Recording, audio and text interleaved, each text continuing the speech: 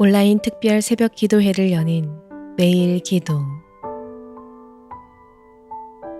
오늘의 기도.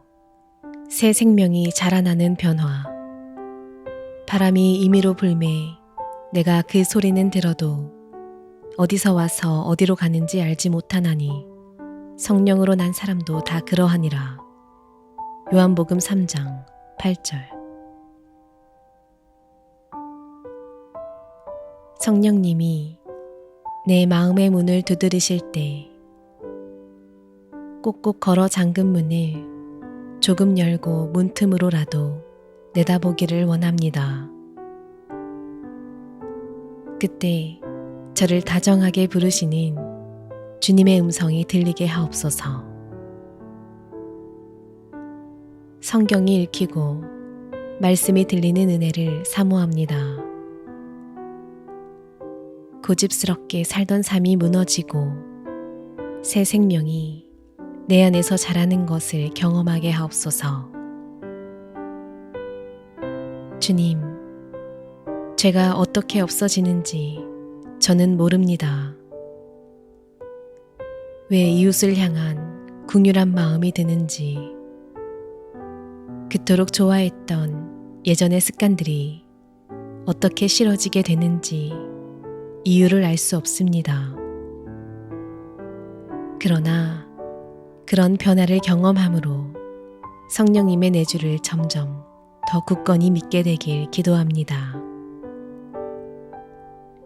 제 삶에 나타난 변화로 인하여 살아계신 하나님에 대한 확신이 점점 더 커지게 하옵소서.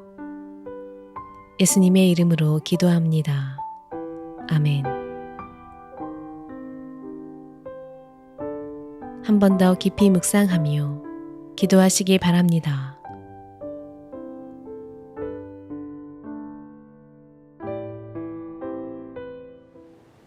온라인 특별 새벽 기도회 결코 돌아서지 않으리 첫 번째 주 금요일입니다. 오늘 우리에게 주시는 하나님의 말씀 로마서 8장 5절에서 8절 말씀입니다. 육신을 따르는 자는 육신의 일을, 영을 따르는 자는 영의 일을 생각하나니 육신의 생각은 사망이요 영의 생각은 생명과 평안이니라. 육신의 생각은 하나님과 원수가 되나니 이는 하나님의 법에 굴복하지 아니할 뿐 아니라 할 수도 없습니다. 육신에 있는 자들은 하나님을 기쁘시게 할 수 없느니라. 우리는 계속해서 성도와 불신자의 차이점을 살펴보고 있습니다. 지난 몇 차례의 연구를 통해 우리는 성도와 불신자 사이에 근본적인 차이가 있다는 것을 알게 되었습니다. 불신자들은 죄와 사망의 지배 아래 있습니다. 하지만 성도들은 성령님의 지배 아래 있습니다. 불신자들은 육신의 일을 생각합니다. 하지만 성도는 영의 일을 생각하죠. 6절은 그보다 근본적인 차이점을 보여줍니다.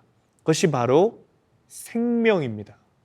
육신의 생각은 사망이요 영의 생각은 생명과 평안이니라. 성도에게는 생명이 있습니다. 이것은 성경 전체에서 반복적으로 강조되는 주제입니다. 로마서 5장 18절에 이렇게 말합니다. 그런즉 한 범죄로 많은 사람이 정죄에 이른 것 같이 한 의로운 행위로 말미암아 많은 사람이 의롭다 하심을 받아 생명에 이르렀느니라. 에베소서 2장 1절은 그는 허물과 죄로 죽었던 너희를 살리셨도다. 또 골로새서 3장 4절에 우리 생명이신 그리스도께서 나타나실 그때에 너희도 그와 함께 영광 중에 나타나리라. 성도와 불신자가 구별되는 점은 그 안에 생명이 있다는 겁니다. 예수님이 이 땅에 오신 것은 단지 우리를 용서하기 위한 것만은 아닙니다. 예수님은 우리에게 생명을 주시기 위해 오셨어요. 따라서 성도는 더 이상 죽은 사람이 아닙니다. 성도는 영생을 소유한 사람입니다. 우리는 다시 죽을 것을 염려해서는 안 됩니다. 우리는 이미 살아났고 이미 영생을 소유하고 있습니다. 우리가 진정으로 염려해야 하는 것은 살아있는 자임에도 불구하고 죽은 자처럼 사는 겁니다. 영생을 소유하고 있음에도 불구하고 영원히 죽을 세상 사람들처럼 비참한 삶을 사는 것입니다. 그렇다면 우리 안에 생명이 있다는 증거는 뭡니까? 우리 안에 이미 영생을 시작했다는 증거가 무엇일까요? 우리가 하나님을 생각하고 사랑한다는 점입니다. 누가 시키거나 강요하지 않았음에도 우리는 자발적으로 하나님을 생각하고 사랑합니다. 이것은 우리 안에 있는 생명의 열매입니다. 또 다른 증거는 우리가 여러 번 넘어질지라도 반드시 다시 일어나 하나님께로 돌아온다는 점입니다. 참된 성도는 아무리 큰 죄를 지어도 다시 회개하게 되어 있습니다. 그 안에 생명이 있기 때문입니다. 또 하나 주목할 만한 것이 있습니다. 바울은 이 사망과 반대되는 개념으로 단지 생명만 말하지 않고 생명과 평안이라고 말합니다. 본문 6절에 육신의 생각은 사망이요 영의 생각은 생명과 평안이니라. 왜 바울은 생명과 평안을 함께 말하고 있을까요? 그 이유는 생명이 심겨진 사람은 반드시 평안을 누리기 때문입니다. 성경은 다음과 같이 말합니다. 오직 성령의 열매는 사랑과 희락과 화평과 오래 참음과 자비와 양선과 충성과 온유와 절제니. 또 로마서 5장 1절에 그러므로 우리가 믿음으로 의롭다 하심을 받았으니 우리 주 예수 그리스도로 말미암아 하나님과 화평을 누리자. 또 로마서 14장 17절에 하나님의 나라는 먹는 것과 마시는 것이 아니요 오직 성령 안에 있는 의와 평강과 희락이니라. 불신자의 마음에는 하나님에 대한 적대감이 있습니다.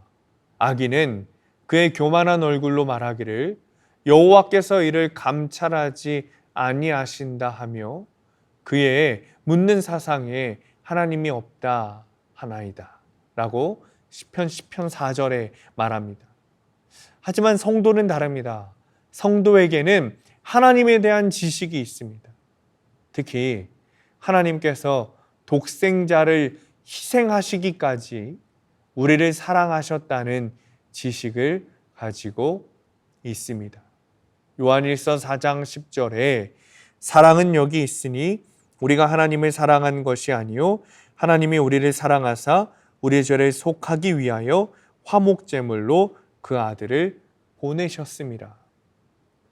그래서 우리 성도의 마음에는 하나님을 향한 적대감 대신 경외함이 자리를 잡고 있는 거예요. 그리고 하나님께 사랑받고 있다는 확신이 성도로 하여금 평안을 누리게 합니다. 불신자들의 마음에는 만족이 없습니다. 그들은 아무리 많이 가져도 부족하다고 말합니다. 그래서 전도서 기자는 헛되고 헛되며 헛되고 헛되니 모든 것이 헛되도다 라고 말했습니다. 하지만 성도들은 하나님 안에서 모든 것을 누리고 있어요. 필요한 것은 무엇이든 주시는 하나님의 돌봄을 받고 있습니다. 그래서 성도들은 불신자들이 알 수 없는 만족감을 누립니다.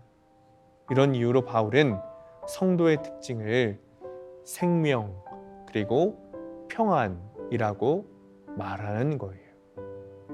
따라서 성도는 생명의 사람이고 동시에 평안의 사람입니다.